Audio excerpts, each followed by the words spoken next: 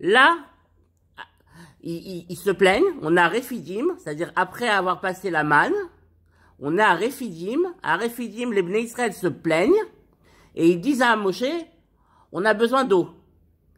Là, Moshe va voir Akadosh Baruch Hu. Akadosh Baruch Hu lui dit, va devant le rocher à Chorev, c'est-à-dire devant le Har Sinaï,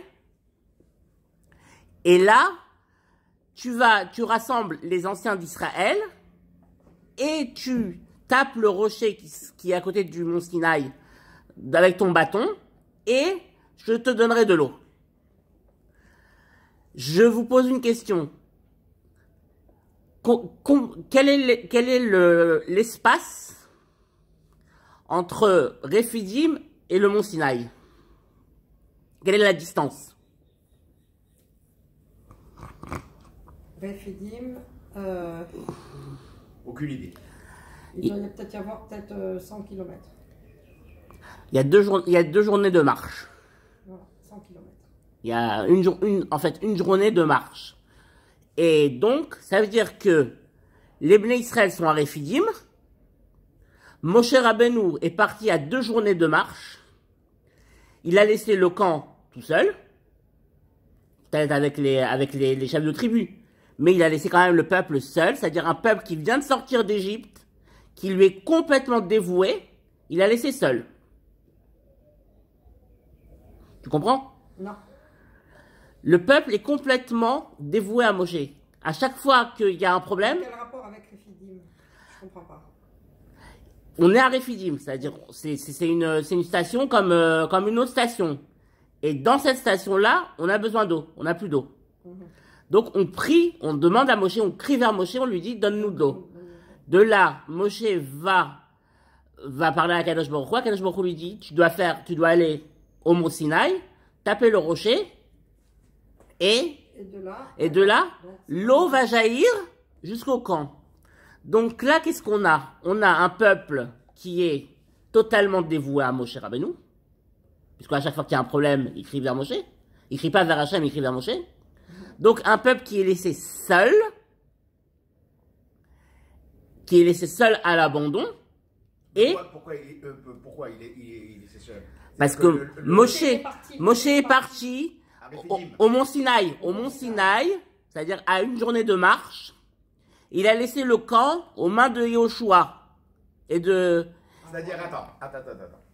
C'est-à-dire que lorsque il y a eu le Matan Torah... Non, on est avant Matan Torah. On est bien avant Matan Torah. On est à la fin. On est après l'épisode de la manne. D'accord. Donc, après l'épisode de la manne, après avoir quitté le désert de Sin, on arrive à Rephidim. Oui. Et à Rephidim, on se plaint de ne pas avoir d'eau. Besoin d'eau. De ne pas avoir d'eau. De là, Akadosh Baruch Hu dit à Moshe, va au mont Sinaï, va à Chorev, va au mont Sinaï, et tape le rocher là-bas, le rocher que je t'indiquerai, tape-le, et devant les anciens d'Israël, c'est-à-dire devant toute la dirigeance, toute les dirigeants du Ham Israël. Donc ça veut dire qu'il a laissé les Bnei Israël. Et il est parti avec tous les dirigeants. Il a laissé juste Yoshua. Donc il est allé vers où? Il est allé à Chorev. À Chorev pour faire jaillir de l'eau. Pourquoi appelle-t-on à ce moment-là le mont Sinaï Chorev? Pourquoi? Parce que le mont Sinaï est dans un désert. Et un désert qui est désolé. Le mont Sinaï est désolé. Oui. Et donc, pourquoi appelle-t-on Chorev alors? Parce que le mot Chorev, ça vient du mot Harav qui veut dire désolé. Désolation.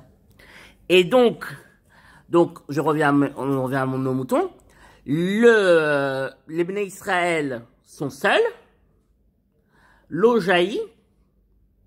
Et après, on nous parle qu'Amalek vient. Donc de là, on peut, quand nous dit le texte qu'on va lire Shabbat, on peut voir que Amalek vient à partir du moment où les Bnei Israël sont affaiblis. Acharkar Rabat Derer. Ils sont affaiblis. Donc c'est une première chose. C'est un premier, on va dire, un premier signe. Le deuxième signe, on le voit dans le livre de Shmuel. Dans le livre de Shmuel, surtout concernant David Ameller, on voit que lorsque David Ameller, après avoir quitté les Pelishtim, se réfugie à Tsiklag. Quand il se réfugie à Tsiklag, et qu'il va, il fait des tours de garde et il fait des campagnes militaires, des petites campagnes de guérilla pour protéger Tsiklag et tout le sud de la Judée contre Amalek, contre des garnisons d'Amalek, des Gdoudim, qui font des razzias. Donc on voit là aussi, pareil, que Amalek s'attaque aux faibles. Alors on a aussi on a une réalité historique qui nous dit que Amalek, en fait, c'était celui qui était un peuple de marchands d'esclaves. Il prenait les gens, les femmes et les enfants surtout, et il les vendait comme esclaves. Et on a aussi une preuve dans la Torah. Où est la preuve? Lorsque les Bnei Israël, à la 40e année, s'approchent de Édom, on a le roi de Harad, qui est au sud d'Israël, qui vient faire la guerre à Israël et qui n'assassine personne, mais qui a pris en otage, qui prend des gens en otage. Et on sait très bien, par le texte de Parashat Shlach Lecha, que le roi de Harad, c'est Amalek. Donc, on voit que Amalek, lui, il s'attaque aux faibles et il prend en otage. C'est un groupe terroriste. Comme l'État islamique. Comme l'État islamique. Mais maintenant, on va reprendre toutes les sources et on va donner une autre vision d'Amalek. Toutes les sources, et après on attaquera la Haftara de Shmuel, de Parashat Zachor. Quand est-ce que Amalek est venu pour la première fois? On a dit à Rephidim. Ça veut dire au moment où les Bnei Israël sont sortis d'Égypte. Donc Amalek, son but, c'est lorsque Am Israël acquiert sa liberté et rentre dans le concert des nations, c'est là qu'Amalek attaque.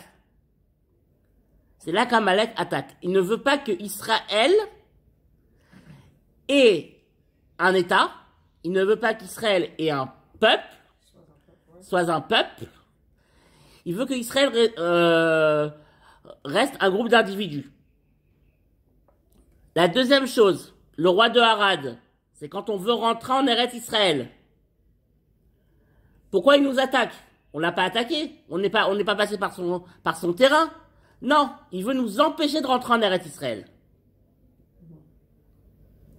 De là, on peut faire un rapprochement de nos jours à dire que c'est la gauche.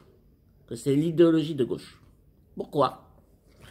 Parce que Israël, qu'est-ce que c'est qu'Israël? Israël, c'est un peuple dont tout le but et dont toute la mission est rattachée à une terre. La Torah n'est pas une religion.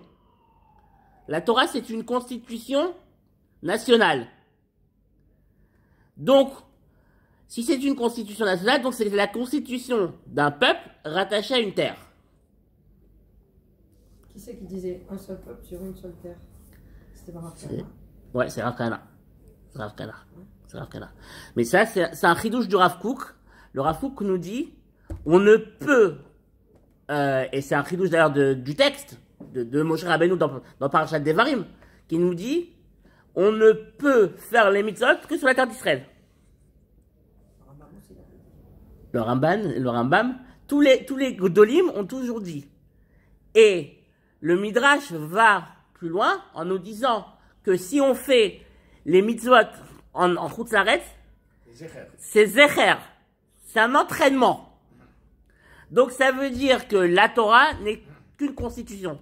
Ça veut dire que Amalek intervient à chaque fois que Israël veut se constituer en nation. veut se constituer en nation. Et donc c'est la gauche. Puisque la gauche, l'idéologie de gauche, elle invalide l'entité nationale. C'est les cosmopolites. C'est la classe ouvrière internationale. C'est le prolétariat international. La mondialisation. La mondialisation du prolétariat. Et ça, c'est l'idéologie de gauche. Et on a un autre exemple. Le Midrash nous dit que Aman et ses fils, lorsque les Bnei Israël sont rentrés de Babylone à Jérusalem, et que Cyrus Koresh nous a permis de reconstruire Jérusalem et de reconstruire le temple, le Beth Amikdash, le Midrash nous dit que Aman et ses fils ont rassemblé une coalition de Shomronites, c'est-à-dire de gens de la Samarie, de Samaritains, pour combattre les Juifs qui revenaient de Babylonie, pour les empêcher de construire le Beth Amikdash. On sait que Aman, c'est le descendant d'Amalek. Donc on voit ici que Amalek continue à nous empêcher de revenir sur notre terre et de construire le Beth Amikdash et de construire la muraille de Jérusalem. Et de construire la nation. Et de constituer la nation. Et c'est pour ça que l'on dit dans la Megillah, Hu Achashverosh. C'est ce même Achashverosh. Qu'est-ce que ça veut dire ce même Achashverosh? Achashverosh, c'est celui qui va être séduit et convaincu par Aman et par les Samaritains d'annuler la construction du Beth Amikdash. De faire un édit royal, d'annuler la construction du Beth Amikdash. C'est ce que nous dit le livre de Ezra. Le Sefer Ezra nous dit que Achashverosh a annulé la construction du Beth Amikdash. Pourquoi moi je pensais que la construction du Beth Amikdash avait été proclamée après Achashverosh. Non, l'édit de Koresh était de monter à Jérusalem, de reconstruire le pays et de reconstruire le temple. Mais c'est après Achashverosh. Non, Koresh était avant Achashverosh. Après, Achashverosh a arrêté la construction. C'est-à-dire, il a annulé l'édit de Koresh. Il a annulé l'édit de Koresh. Et c'est son fils, le fils qu'il a eu avec Esther, Darius, qui, sous l'impulsion de Nehemia, va construire le Beth Amikdash. Je m'excuse.